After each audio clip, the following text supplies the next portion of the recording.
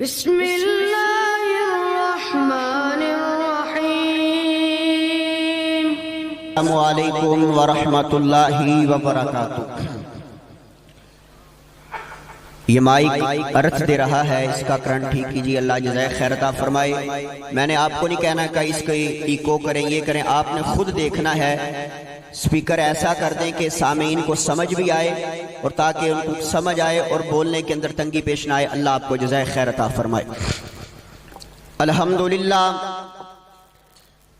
الحمدللہ رب العالمین والعاقبۃ للمتقین والصلاة والسلام علی سید الانبیاء والمرسلین۔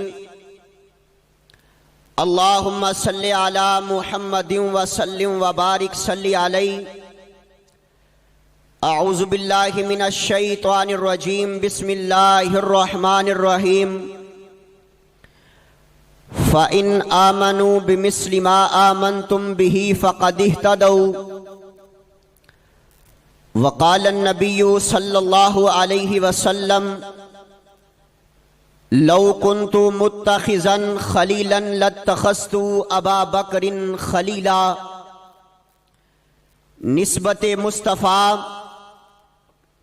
بڑی چیز ہے، نسبت مصطفیٰ بڑی چیز ہے، جس کی نسبت نہیں اس کی بخشش نہیں۔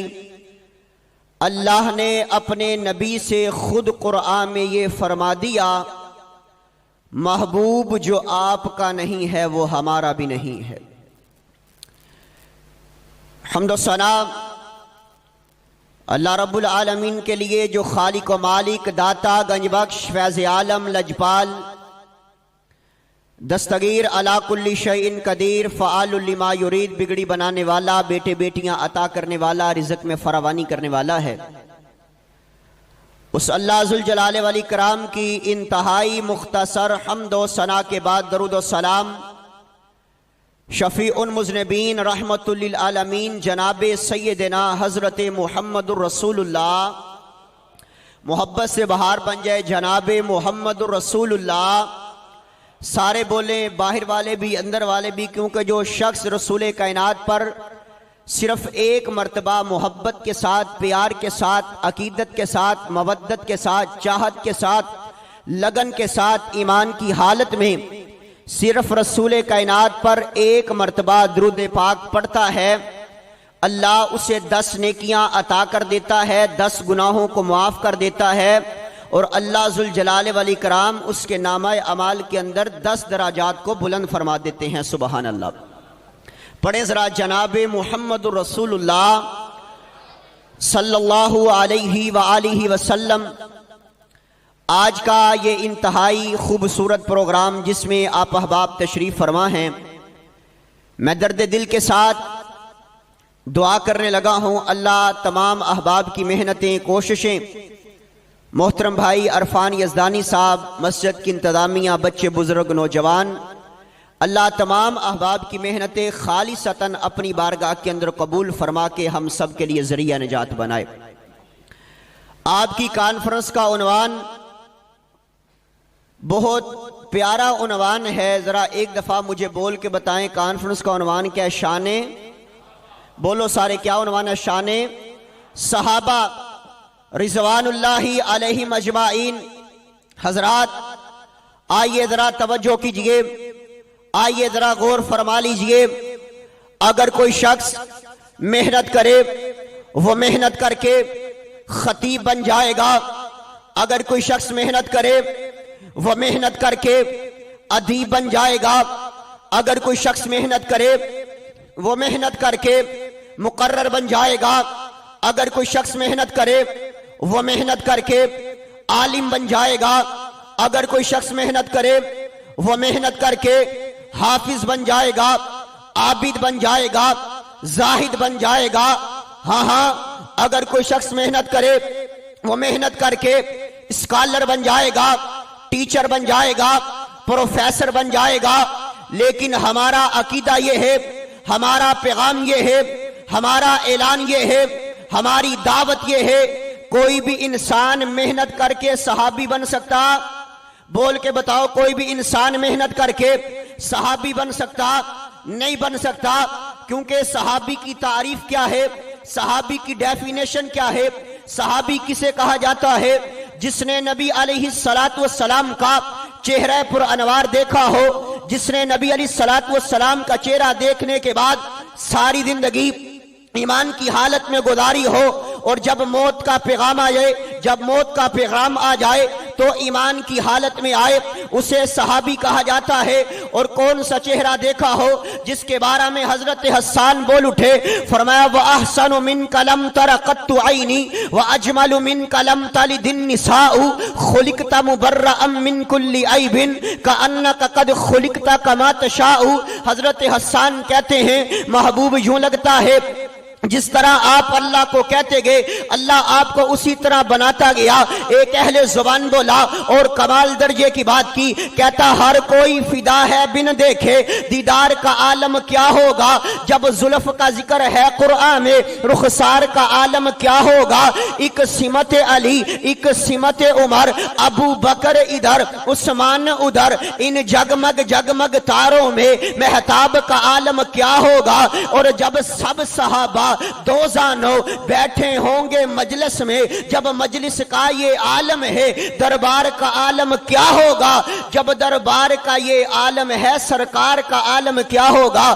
آئیے ذرا اب توجہ کیجئے، صحابی کی تعریف یہ ہے جس نے نبی علیہ السلام کا چہرہ پر انوار دیکھا ہو، اسے صحابی کہا جاتا ہے۔ میں نے کہا اللہ صحابہ کرام کی عظمت کے بارے میں کیا تیرا قرآن بھی ہے؟ آئیے ذرا اللہ کا قرآن پڑھتے ہیں۔ قرآن کا 28واں پارہ ہے، سورۃ المجادلہ ہے۔ اللہ اس بات کا اعلان کر رہے ہیں، فرمایا رضی اللہ عنہم ورضوا عنہ، اللہ فرماتے میں صحابہ سے راضی، صحابہ میرے سے راضی۔ اللہ فرماتے میں پیارے پیغمبر کے یاروں سے راضی، پیارے پیغمبر کے یار میرے سے راضی۔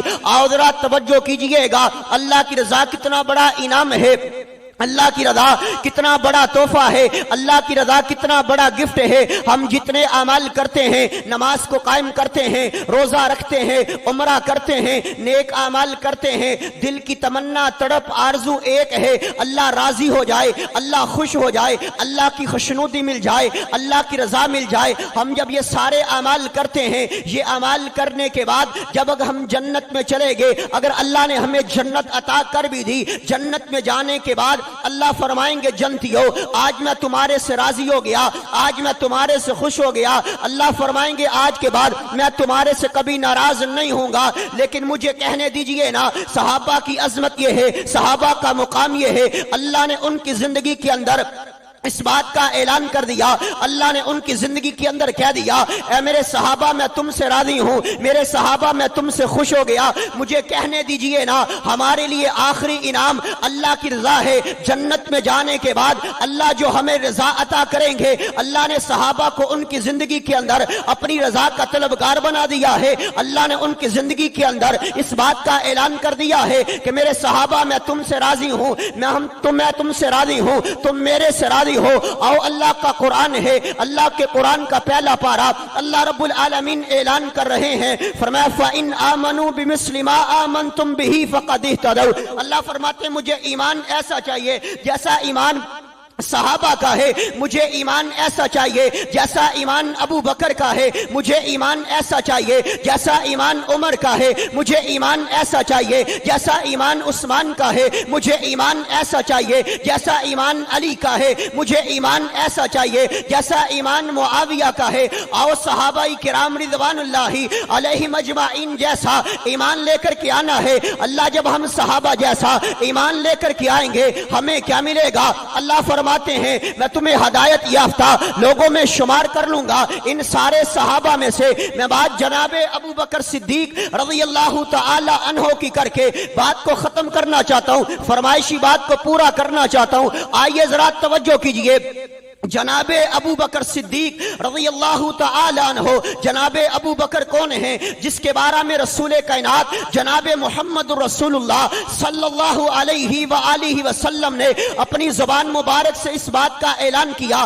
آقا فرماتے ہیں لو کنتم متخذا خلیلا لاتخذت ابا بکر خلیلا. لوگوں اگر میں کسی کو اپنا خلیل بناتا تو جناب ابو بکر کو بناتا. جس کے بارے میں اہل سنہ والجماع کا اس بات پر اجماع ہے کہ افضل البشر بعد الانبیاء، سارے نبیوں کے بعد عظیم ترین شخصیت جناب ابو بکر صدیق رضی اللہ تعالی عنہ کی ہے. اور آئیے وجہ کیا ہے، سبب اور ریزن کیا ہے، صحابہ کرام کے بارے میں بولا کیوں جاتا ہے، صحابہ کرام کے بارے میں زبان کیوں چلائی جاتی ہے. لوگوں کو کہا جاتا ہے کہ نبی پاک کے صحابہ نبی پاک کے اہل بیت سے محبت نہیں کرتے تھے، نبی پاک کا یارانہ نبی پاک کے گھرانے سے محبت نہیں کرتا تھا، نبی پاک کے صحابہ نبی پاک کے اہل بیت سے محبت نہیں کرتے تھے. آئیے آخری بات کروں اور بات کو ختم کروں. جناب ابو بکر صدیق رضی اللہ تعالی عنہ کے 3 بیٹے تھے. ایک کا نام محمد تھا، ایک کا نام عبداللہ تھا، ایک کا نام عبد الرحمن تھا. عبداللہ وفات پا گئے، باقی محمد بچے، عبد الرحمن بچے. محمد کو اللہ نے ایک بیٹا عطا کیا جس کا نام قاسم رکھا. عبد الرحمن کو اللہ نے ایک بیٹی عطا کی جس کا نام اسما رکھا. قاسم اور اسما کا آپس میں نکاح ہوا ہے. اللہ نے ایک بیٹی عطا کی ہے جس کا نام ام فروا رکھا ہے.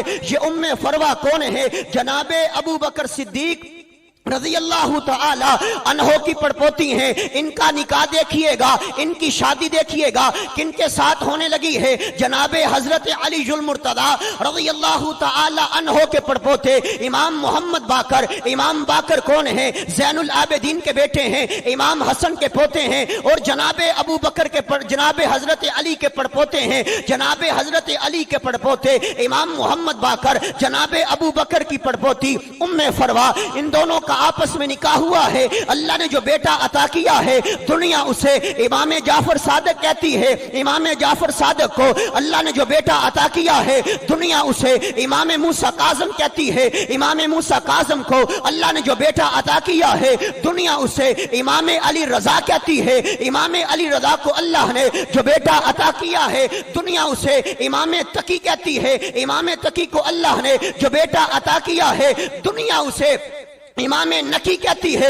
امام نقی کو اللہ نے جو بیٹا عطا کیا ہے دنیا اسے امام حسن عسکری کہتی ہے. بات سمجھیے گا، امام حسن عسکری کے ابو کا نام امام نقی ہے، امام نقی کے ابو کا نام امام تقی ہے، امام تقی کے ابو کا نام امام علی رضا ہے، امام علی رضا کے ابو کا نام امام موسیٰ کاظم ہے، امام موسیٰ کاظم کے ابو کا نام امام جعفر صادق ہے، امام جعفر صادق کے ابو کا نام امام محمد باقر ہے. امام باقر کی بیوی کا نام ام فروا ہے. ام فروا کی ماں کا نام اسما ہے. اسما کے باپ کا نام عبد الرحمن ہے اور عبد الرحمن کے باپ کا نام ابو بکر صدیق ہے. ابو بکر صدیق ہے. جب ہم یہ بات پڑھیں گے اللہ کا قرآن اعلان کرے گا محمد الرسول اللہ والذین معہ اشداء علی الکفار رحماء بینہم. صحابہ آپس میں محبت کرنے والے، عقیدت کرنے والے، مودت کرنے والے ہیں. آؤ صحابہ کے بھی غلام بن جاؤ، اہل بیت کے بھی غلام بن جاؤ. آؤ نبی پاک کے یرانے سے بھی پیار کرو، نبی پاک کے گھرانے سے بھی محبت کرو. آؤ نبی پاک کی بیٹیوں سے بھی پیار کرو، آؤ نبی پاک کی بیویوں کے ساتھ بھی پیار کرو. کیونکہ ہماری یہ دعوت اور ہمارا پیغام ہے کہ اسلام وہ پودا نہیں جس نے پانی سے غذا پائی، دیا خون جگر صحابہ نے تو گلشن میں بہار آئی. اگر چاند ہے آقا تو ستارے ہیں صحابہ، واللہ ہمیں جان سے پیارے ہیں صحابہ. ملت کو ذرا بیدار تو ہو لینے دو، ہر ایک شخص پکارے گا ہمارے ہیں صحابہ، ہمارے ہیں صحابہ. وآخر دعوانا ان الحمدللہ رب العالمین.